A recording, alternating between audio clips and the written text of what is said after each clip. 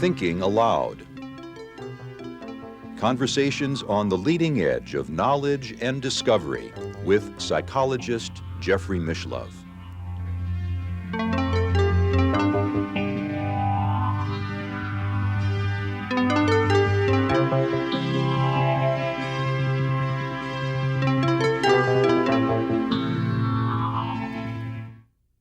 Welcome. Our topic for this program is the development and application of psychic abilities. And my guest is Kevin Ryerson today. Kevin is very well known as a psychic through the writings of Shirley MacLaine in her books Dancing in the Light and Out on a Limb.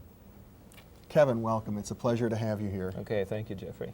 Let me start with an obvious question. How did you begin to work with Shirley MacLaine? I worked with Shirley by already having developed a practice and profession in working as an expert intuitive and or what is known as a trance channel. And she had an interest in the field that had developed a few years before her meeting with me, and she was investigating the phenomena based on an inspiration of a channeling experience that she had with a Swedish medium. But she wanted to know if it was possible for a channel to be more articulate in the English-speaking language, of course, which is her own and our native tongue.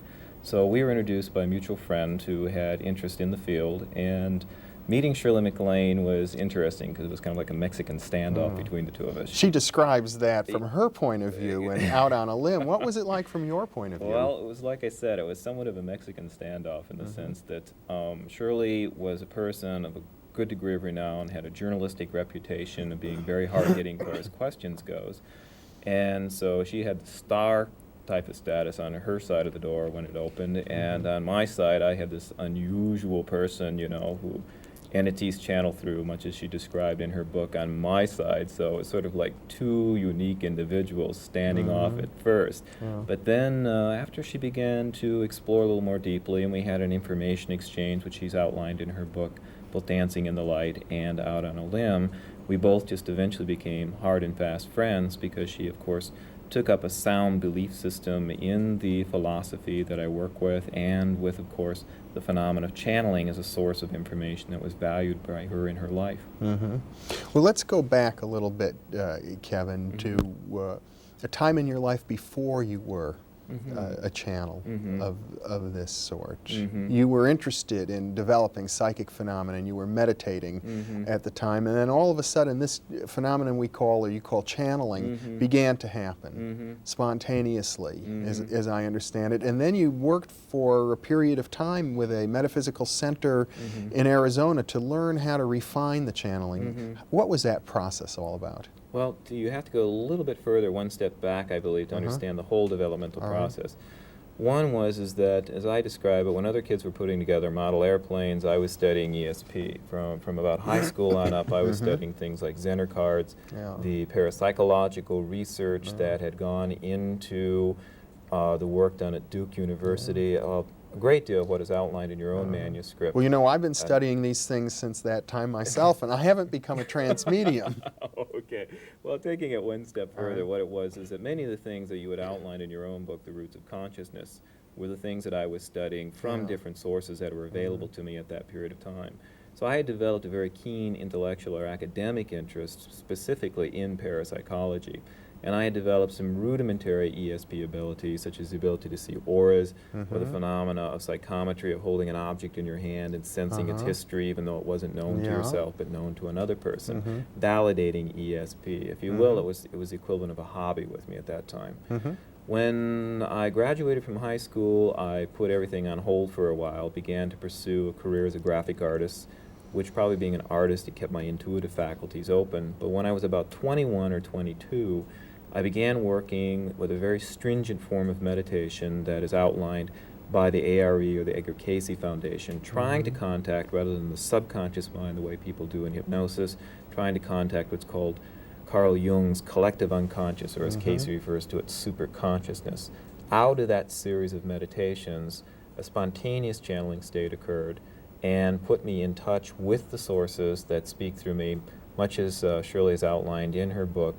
And then, wishing to be able to document and validate what the phenomena was, I then began to pursue both an academic as well as experiential course of study with a theological institution in Arizona, where I then received certification papers that would allow me to both teach and counsel in what is referred to as metaphysics and or psychospiritual counseling. Now, when the mediumship began for you, when you began to lose consciousness, go into a trance, voices would come through while you were in trance, which you presumably weren't aware of at that time. Were they very coherent right from the beginning? Well, there was a party by the name of John, who Shirley goes into greater detail in conversations in her second work, Dancing in the Light. That was the first entity to speak through me. And at first, most of what John spoke on was of a philosophical nature. What I discovered was it was because the people who were present were interested in philosophy, is why he discoursed on it. Later on, there was a party who was a medical doctor who came in and reviewed information on case histories that concerned himself, as well as several case histories that dealt with clients of his. And then John began, not unlike the Edgar Cayce phenomena, to give discourse on subject materials far above and beyond that I knew that I had on a conscious mind level. And that was the first demonstration to me that the information sources had a high degree of application in many different areas. It wasn't as if they needed to be trained or cultivated to work through you. They had that ability right from the start, would you say? I would say that it was definitely there from the start, and I just remained unaware of it, mostly because the people making inquiries didn't really go beyond the range of exploring just philosophical issues that maybe, you know, was a synthesis of, or wasn't a synthesis of what was in my own subconscious. And the information that comes through is of a philosophical nature. Sometimes it's of a very practical nature. I think one of the extraordinary things that I've learned is that in your consulting with Shirley MacLaine, you, while in trance, gave her the information about a script for terms of endearment. And you also talked to her about the fact that she would be writing a book, and the book would come out at the same time that she would receive one of those little statues, so to speak, for doing that particular movie. That's very specific, and for a person in her position must have been extraordinarily useful information, and it must have required a high degree of refinement to come up with information at that level. That's one of the examples of where you might also look at it as sort of like career consultation, which for someone like Shirley can be a very, very sensitive issue because she is such a public figure. And I think it was extraordinary that, of course, that she proceeded, acted on the information, and was able to document the validity of it to her in the perspective of her career. There's many other people who work with channeling in many different areas, such as people who worked with Cayce, work to scope out or study geological stratas at a great distance, isolating different precious minerals or oil deposits. Have you ever done that? There has been parallel work. I do work with a party by the name of Dr. William Kautz, who works at a center called the Center of Applied Intuition here in the San Francisco area.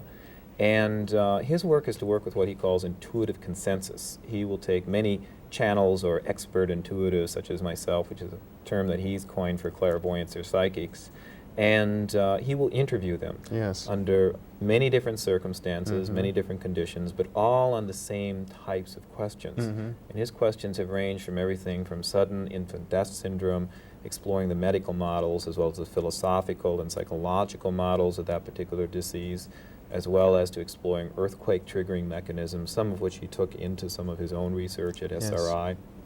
And these are very pragmatic bodies of information that have been explored to date through the intuitive consensus process.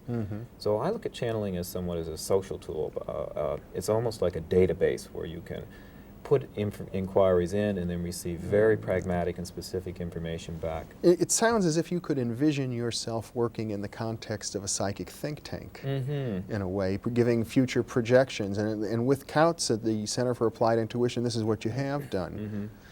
What about, I think many people would be interested to know that you also worked, while in trance, closely with Shirley MacLaine, helping her to edit both of her books, I believe.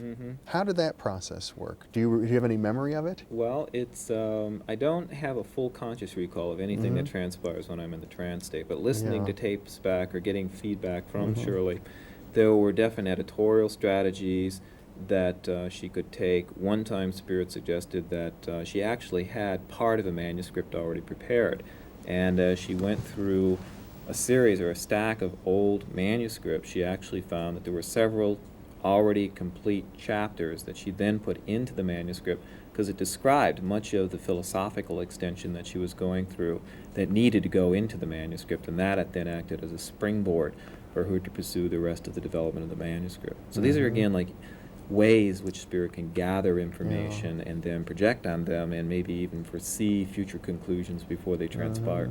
You know, it's interesting to think of what has transpired in your life, Kevin, as a result of your contact with Shirley MacLaine and the extraordinary work you've done with her and her writing about it. You've sort of been catapulted from a position of obscurity to a position where now many people are aware of your work. What do you see as the future of the kind of work that you do? Where do you see things going? Well, what I'd like to think of it is to maybe act as a spokesman in the field for a positive outlook on what channeling can be used is to use it, much as you said before, sort of like a think tank, that rather than using the left side of the brain, working more with intuition as a true, clear source of information that's applicable.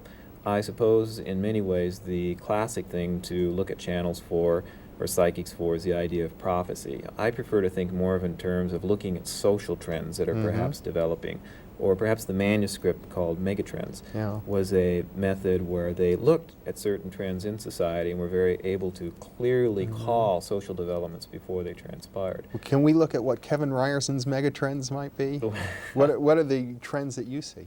Well, drawing from the information versus, say, being my own psychic predictions or anything to that effect, the information that has been channeled through is that there's going to continue to be major upheavals in the medical community as there continues to be advancements in areas that, such as biofeedback, that there's going to be the development of a very, very radical new method of surgery that will actually use altered states of consciousness, where people, for instance, who have strong psychosomatic links with their physical illnesses, that under altered states or hypnotic conditions will actually be able to be physiologically induce cure states in their physical bodies. That's one type. Different than what we currently do with hypnosis. Exactly. It'll be a very logical extension of that, and a very, very radical breakthrough as to how deep the so-called body-mind is linked. Another form that's being outlined through some of the information sources is the idea that there is virtually a saturation, or reaching a saturation of medical students, doctors, and that they will be beginning to retire from this particular country and actually beginning to work in places such as Brazil and Nigeria, where more holistic models, there's still the use of herbs, and that they'll be isolating some of these holistic or so-called natural methods, using the scientific method, and then bringing them back into this country to be used in this country. Well, let's go back to this radical change in surgery. Okay. Can you tell me any more about that? Well, to put it simply, it's been pointed out that there are ecstatic states that people can enter into where they duplicate such things as the wounds of Christ, for instance.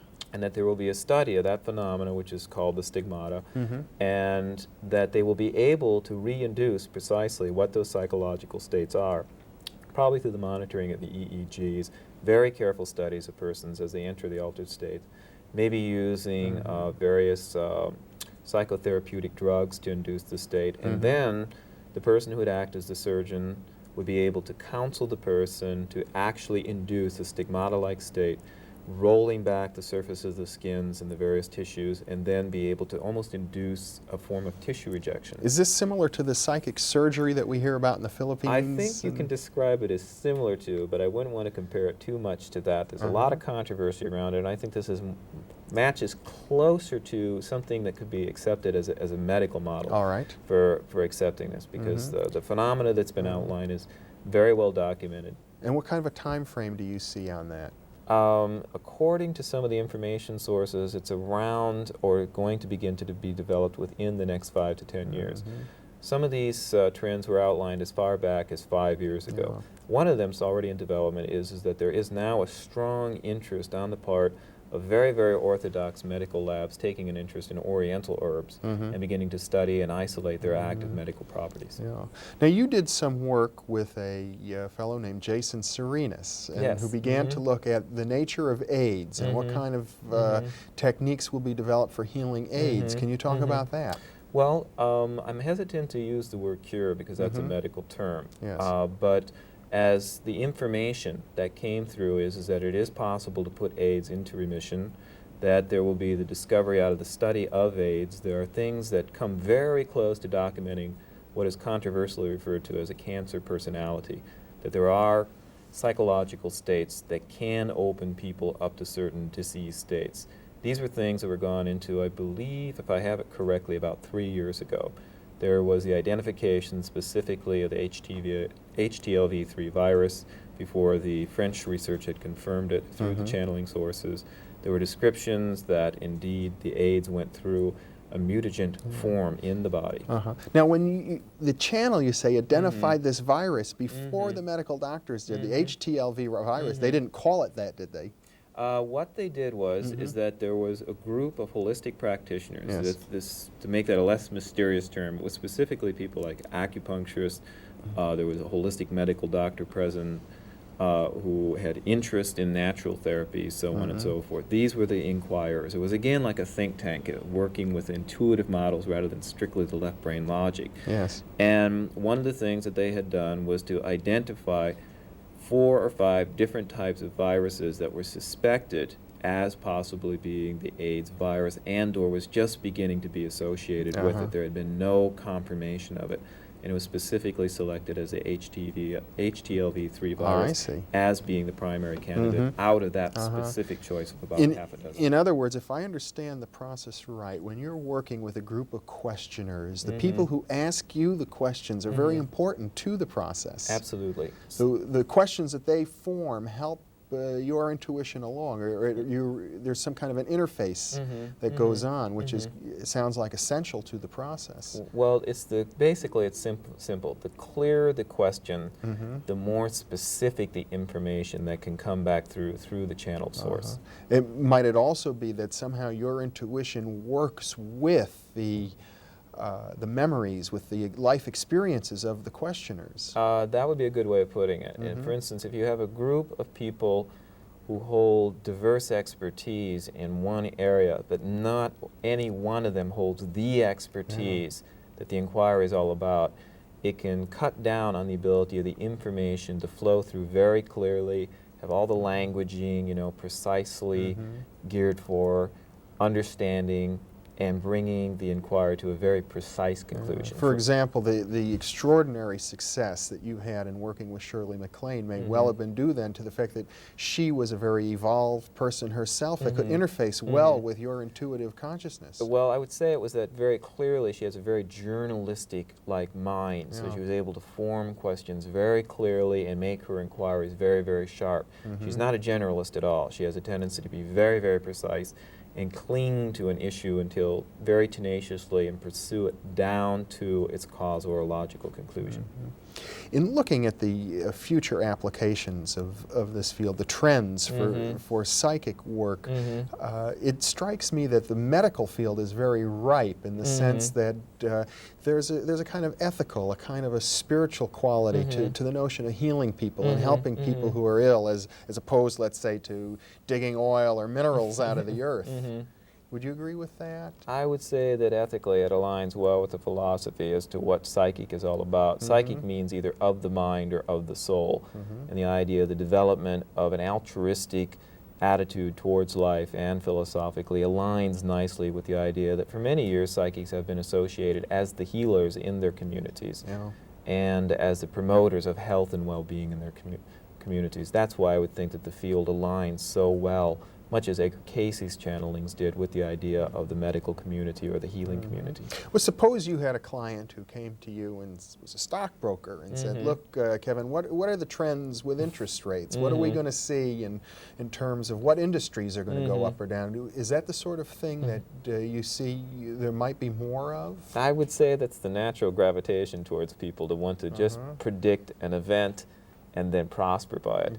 I think that, however, if the issue of stocks or investments were linked to the productivity of a particular product or commodity, for instance, say like crop growth, if the channeled sources were to predict a bumper crop of a particular nature, such as soy, and also predicted a worldwide shortage or hunger, if people were to invest in that to see in the distribution end of it because they were alerted to it in advance, they of course would stand to prosper by the natural conditions that existed, but it's also ethically aligned with maybe alleviating the condition of hunger. It could facilitate the movement of goods and services around the planet. Exactly, exactly. In other words. So if there's an ethical alignment, then greed can also be satisfied.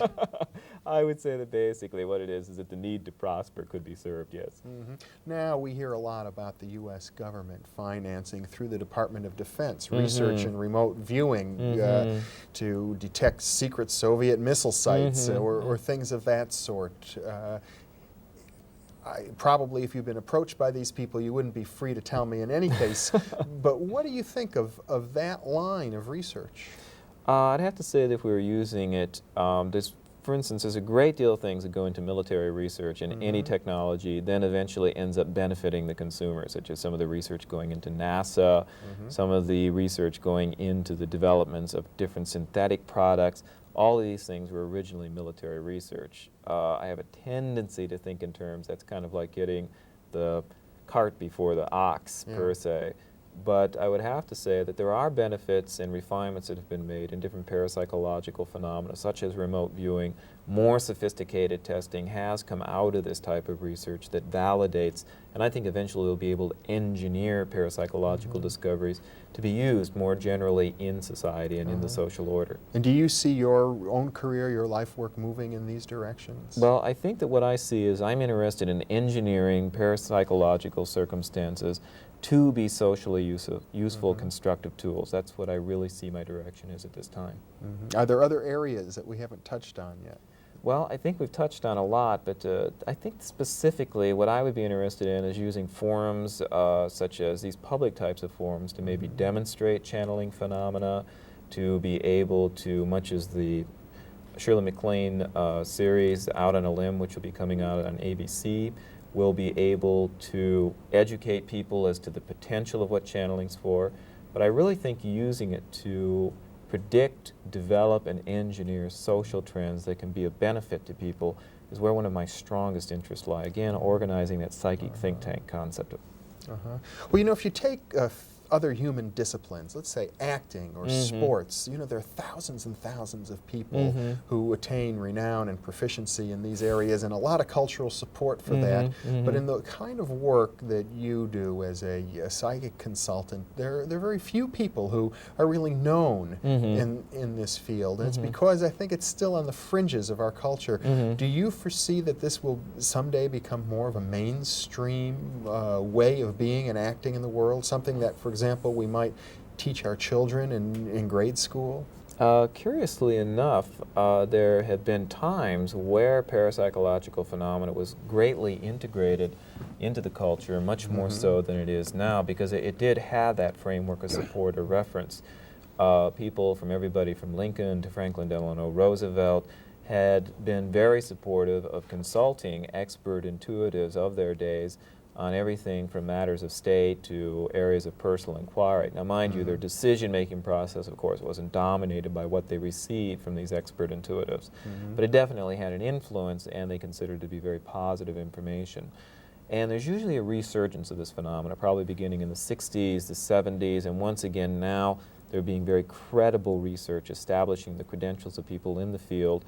There are now more people who are becoming better known either, say, in a more local geographical region, kind of like local hometown favorites, as well as other people who are fairly prominent in the field, such as David Spangler, of course, the ARE as an association for promoting research, that is the Edgar Cayce Foundation. Yes, Association for Research and Enlightenment. Exactly. These things have been fairly prevalent in the popular consciousness for many years, but I think it's just now, as you're pointing out, that it's really beginning to reach a level where lay people are beginning to take an interest and apply these abilities. See, I don't regard the ARE or the Rosicrucians as being mainstream. To me, mainstream means in our school systems, in our businesses, acknowledged as an ordinary part of life. How far are we away from that? I would have to say that we're probably looking at about another 5, maybe at most 10 years to begin to fully incorporate it, say, into the public sector. It still has, quite frankly, a few hurdles, some of which maybe even have constitutional implications, because it's still considered to be within a theological context, and I'm very comfortable with the idea of the separation of church and state. And once those connotations are overcome, and once people realize the value of, say, very basic things like meditation, for instance, is something that is becoming more and more prevalent in the practice in things such as colleges, for instance, or biofeedback is definitely now approved by the AMA for certain forms of diseases, which all or most biofeedback techniques came from studying yogis from India, which again, that formerly would have been a theological phenomenon, but now it's a medical issue. Well, do you regard your own talents as being supernatural or natural? Natural. Natural. To me, I prefer the term supernatural, which just means before enough research will make it a natural phenomenon. In other words, the fact that you have ostensible spirit voices that speak through you, the fact that they talk about reincarnation, the fact that they talk about an understanding of God seems very natural to you. Well, I would say it's extremely natural because to me it's merely part of parapsychology, which is the idea that we are working with models that existed long before the foundations of modern psychology and have a practical, applicable human value, have been observed and applied in past cultures and societies, and now is being redefined so we can apply it in a more modern context. Kevin, how does it feel to be you? Are you pleased with all of that's been happening, this extraordinary, spiraling, soaring career? I'm pleased with the results, mostly because I continue to work with and tie myself to people who I feel can validate and continue to apply the research and the things and the information bodies that I generate. So I think that I'm pleased with the results of my associations with people. You seem to be doing it in a way that's non-controversial. I mean, there seems to be so much positive acceptance of the work that you're doing right now. It's fascinating in the sense that I almost feel that people who are not totally aligned with the work are trying to attempt to generate controversy, whether to me there really isn't any controversy. It is a natural phenomena, and I think that when people are open to explore it and to establish what it is, they will find a method by which eventually they'll be able to apply these things in their daily lives. Kevin, it's been a pleasure having you with me. Thank you very much. Thank you very much, Jeffrey. And thank you very much for being with us also.